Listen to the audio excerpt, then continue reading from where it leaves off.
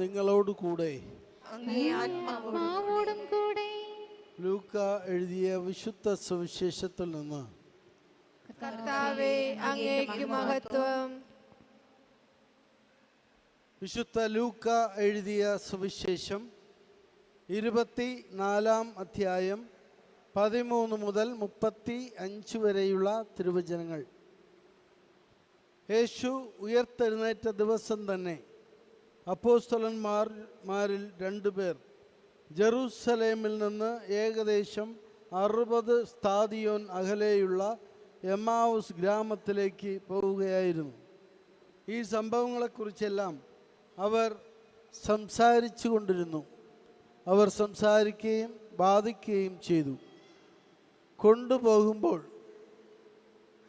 യേശുവും അടുത്തെത്തി അവരോടൊപ്പം യാത്ര ചെയ്തു. എന്നാൽ അവനെ തിരിച്ചറിയാൻ കഴിയാത്ത വിധം അവരുടെ കണ്ണുകൾ മൂടപ്പെട്ടിരുന്നു. അവൻ അവരോട് ചോദിച്ചു, എന്തിനെക്കുറിച്ചാണ് നിങ്ങൾ സംസാരിക്കുന്നത്? അവർ മ്ലാനവദനരായി. അവരിൽ ക്ലെയോപ്പാസ് എന്നു പേരായ ഒരാൾ അവനോട് ചോദിച്ചു, ഈ ദിവസങ്ങളിൽ ജെറൂസലേമിൽ നടന്ന സംഭവമൊന്നും അറിയാത്ത അപരിചിതനാണോ നീ? അവൻ ചോദിച്ചു, ഏത് കാര്യങ്ങൾ? അവർ പറഞ്ഞു, നസ്രായനായ യേശുവിനെ കുറിച്ച് തന്നെ. അവൻ ദൈവത്തിൻ്റെയും മനുഷ്യരുടെയും മുമ്പിൽ വാക്കിലും പ്രവൃത്തിയിലും ശക്തനായ പ്രവാചകനായിരുന്നു. ഞങ്ങളുടെ പുരോഹിത പ്രമുഖന്മാരും നേതാക്കളും അവനെ മരണവിധിക്ക് ഏൽപ്പിച്ചു കൊടുക്കുകയും ക്രൂശിക്കുകയും ചെയ്തു. ഇസ്രായേലിനെ മോചിപ്പിക്കാനുള്ളവൻ ഇവനാണ് എന്ന് ഞങ്ങൾ പ്രതീക്ഷിച്ചിരുന്നു. ഇതൊക്കെ സംഭവിച്ചിട്ട് ഇത് 3-ാം ദിവസമാണ്. ഞങ്ങളുടെ കൂട്ടത്തിലുള്ള ചില സ്ത്രീകൾ ഞങ്ങളെ വിസ്മയിപ്പിച്ചു. ഇന്ന് രാവിലെ അവർ കല്ലറയിലെങ്കിൽ പോയിരുന്നു. അവൻ്റെ ശരീരം അവർ അവിടെ കണ്ടില്ല. അവർ തിരിച്ചു വന്ന് തങ്ങൾക്ക് ദൂതന്മാരുടെ ദർശനമുണ്ടായെന്നും അവൻ ജീവിച്ചിരിക്കുന്നു എന്നും അറിയിച്ചുവെന്നും പറഞ്ഞു.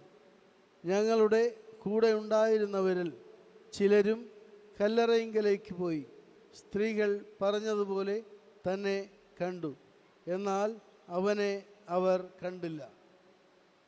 അപ്പോൾ അവൻ അവരോട് പറഞ്ഞു, ഭോഷന്മാരെ, പ്രവാചകന്മാർ പറഞ്ഞിട്ടുള്ളതും വിശ്വസിക്കുവാൻ കഴിയാത്ത വിധം ഹൃദയം മന്ദീഭവിച്ചവരെ, ക്രിസ്തു ഇതെല്ലാം സഹിച്ച് മഹത്വത്തിലേക്ക് പ്രവേശിക്കേണ്ടിയിരുന്നില്ലേ? മോശ തുടങ്ങി എല്ലാ പ്രവാചകന്മാരും വിശുദ്ധ ലിഖിതങ്ങളിൽ തന്നെപ്പറ്റി എഴുതിയിരിക്കുന്നവയെല്ലാം അവൻ അവർക്ക് വ്യാഖ്യാനിച്ചു കൊടുത്തു. അവർ എത്തേണ്ടിയിരുന്ന ഗ്രാമത്തോടടുത്തു. അവനാകട്ടെ യാത്ര തുടരുകയാണെന്ന് ഭാവിച്ചു.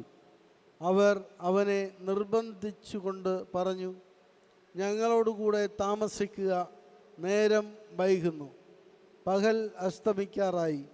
അവൻ അവരോടുകൂടെ താമസിക്കുവാൻ കയറി. അവരോടൊപ്പം ഭക്ഷണത്തിനിരുന്നപ്പോൾ അവൻ അപ്പം എടുത്ത് ആശീർവദിച്ച് മുറിച്ച് അവർക്ക് കൊടുത്തു. അപ്പോൾ അവരുടെ കണ്ണ് തുറക്കപ്പെട്ടു. അവർ അവനെ തിരിച്ചറിഞ്ഞു. പക്ഷേ അവൻ അവരുടെ മുമ്പിൽ നിന്ന് അപ്രത്യക്ഷനായി. അവർ പരസ്പരം പറഞ്ഞു, വഴിയിൽ വെച്ച് അവൻ വിശുദ്ധ ലിഖിതം വിശദീകരിച്ചുകൊണ്ട് നമ്മോട് സംസാരിച്ചപ്പോൾ നമ്മുടെ ഹൃദയം ജ്വലിച്ചിരുന്നില്ലേ? അവർ അപ്പോൾ തന്നെ എഴുന്നേറ്റ് ജെറൂസലേമിലേക്ക് തിരിച്ചുപോയി. അവിടെ കൂടിയിരുന്ന 11 പേരെയും അവരോടൊപ്പം ഉണ്ടായിരുന്നവരെയും കണ്ടു. കർത്താവ് സത്യമായും ഉയർത്തെഴുന്നേറ്റു, ശിമയോന് പ്രത്യക്ഷപ്പെട്ടു എന്ന് അവർ പറഞ്ഞുകൊണ്ടിരിക്കുകയായിരുന്നു.